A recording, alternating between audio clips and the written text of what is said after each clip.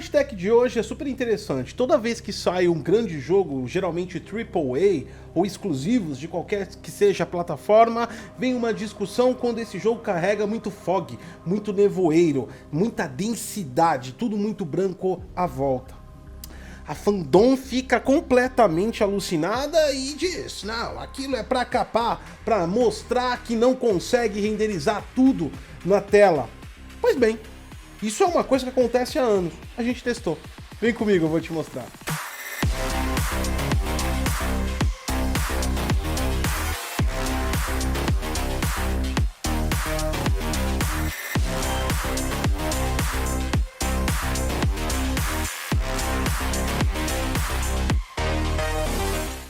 A realização desse conteúdo é graças aos nossos parceiros DVD Mall. Utilizando o código DG20 no site, você tem desconto de 20% na compra de qualquer software, incluindo o Windows 10 Professional original, por um preço inacreditável. Além de ativação rápida, você tem várias formas de pagamento, inclusive Bitcoin. Bem-vindos ao Detonando Geek, esse é o Hard Tech. E a gente dá uma escovadinha um pouco mais binária aqui.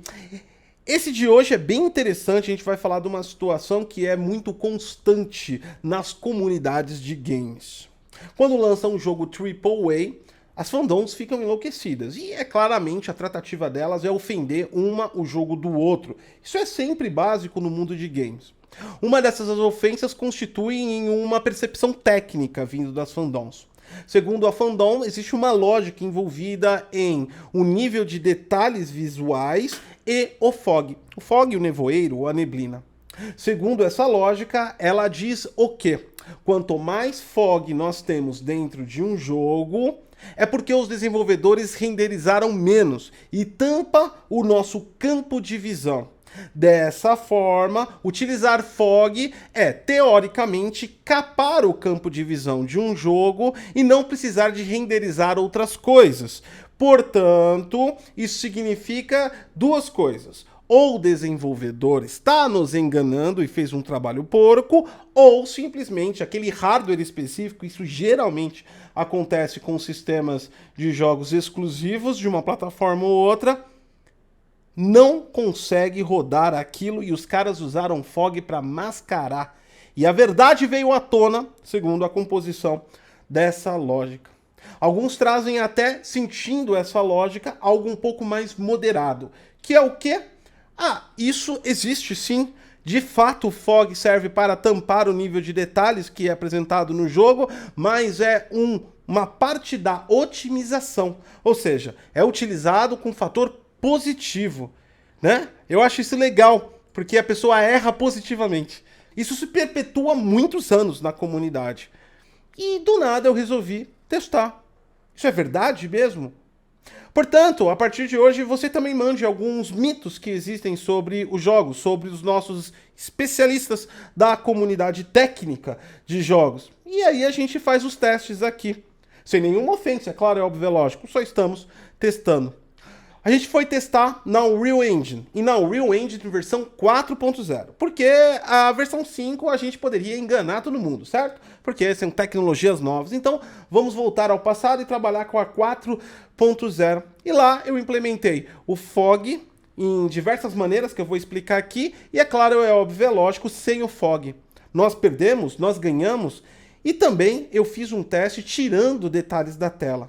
O que será que dá os resultados? Será que essa lógica está certa? Ou será que é uma verdade porque foi repetida várias vezes e virou verdade?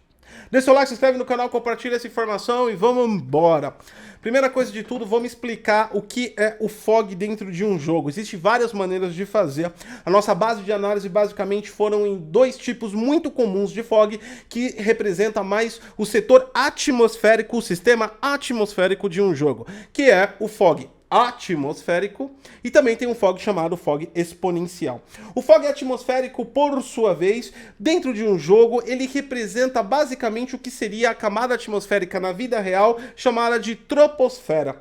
Aquela muito próximo, onde os aviões estão e onde muitas nuvens estão também. Então, ela é a camada mais próxima da biosfera. Um detalhe legal para falar é que, ao contrário da natureza, da computação 3D, nuvem, fog atmosférico e fog exponencial são três coisas bem separadas, tá? Então, tipo assim, a nuvem tá lá ou não tá lá, não faz diferença nenhuma no nosso fog. Porque na natureza é uma coisa intrínseca entre nuvem, neblina e nevoeiro. Mas aqui é coisas separadas. A gente pode usar um sem o outro. Então a nuvem tá aí só para preencher o céu e ficar bonitinho. Legal, bacana. Agora vamos colocar o nosso fog atmosférico. Pode perceber que nós tivemos já uma impressão de céu nublado. Legal, bacana, o fog atmosférico. E ele até cobriu um pouco as montanhas ali, né? Você viu? Mudou bastante a tela, ficou até mais claro, porque claramente o céu está mais claro. Se está mais claro, então tá tudo mais claro. Legal, bacana. Percebam como nós caímos um pouquinho o nosso FPS. Ficamos na casa dos 70, né? Eu não lembro precisamente, vocês estão vendo o número real aí, mas estamos na casa dos 70. Pois bem, agora vamos abandonar esse fog atmosférico. Vamos voltar para o nosso mapa sem fog. Voltamos à casa dos 90, como você está vendo aí. E agora a gente vai colocar o nosso fog exponencial.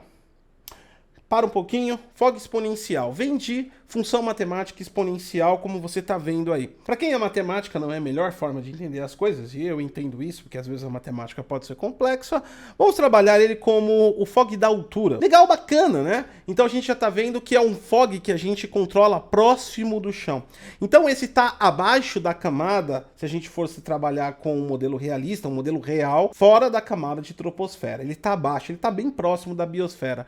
A gente chama isso de neblina, ou até nevoeiro. Quem mora em regiões serranas e próximo aí a litoral, sabe muito bem do que eu tô falando, né? A minha região aqui tem alguns locais que 5 horas da tarde fica um nevoeiro, e você não vê um metro, um palmo na sua frente, fica bem denso esse nevoeiro. É quando a neblina baixa mesmo e a coisa não vê. Esse é o fog exponencial. Vamos trabalhar com ele sem o atmosférico. Lembre-se, a gente não precisa dos dois fogs juntos, a gente só precisa um ou outro. Depois a gente coloca os dois para ver o que acontece. Legal, bacana, colocamos o fog exponencial. Essa é a cena, você já está vendo aí, tudo muito nublado, nevoeiro absoluto aí na nossa frente, muito ruim, né, de visualizar. Parece que estamos naquela neblina onde os carros têm que andar a 20 por hora para não bater um no outro. Olha o FPS, o contador aí amplificado para você dar uma olhada. Cara, a gente caiu na casa dos 50, lembrando que a gente estava na casa dos 90. Nós perdemos performance mais com fog exponencial. E ele só tá o exponencial. Agora vamos fazer um teste legal e bacana? Vamos colocar os dois juntos. Legal, bacana, né? Atmosférico exponencial na tela agora. Caímos para casa dos 40 FPS. Perdemos performance de novo. Cada vez que nós colocamos um tipo de fog, nós perdemos mais performance no nosso mapa.